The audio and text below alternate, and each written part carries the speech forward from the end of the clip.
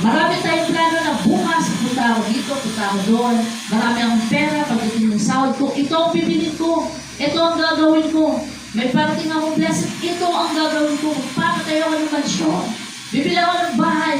Bibili ako ng sasakyan. Marami tayong plano. Ngunit mga kapatid, no? Kapag ikaw ay nasa Diyos, hawak na lahat ng Diyos. Ang anumang desisyon, anumang hakbang, anumang plano mo sa buhay, hawak lahat ng Diyos.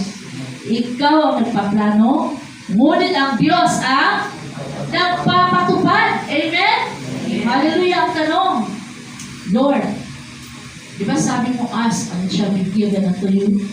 Di ba sabi ng Panginoon, kapag kami humingi, bibigay mo? Ngunit bakit di mo bibigay? Alam mo mga kapatid, marami tayong mga prayers na hindi tinugon ng Panginoon. Bakit? Why? Dahil alam ng Diyos kung ano ang ikabubuti sa atin, bawat isa sa atin. The Lord knows what's best for us. Amen? Alam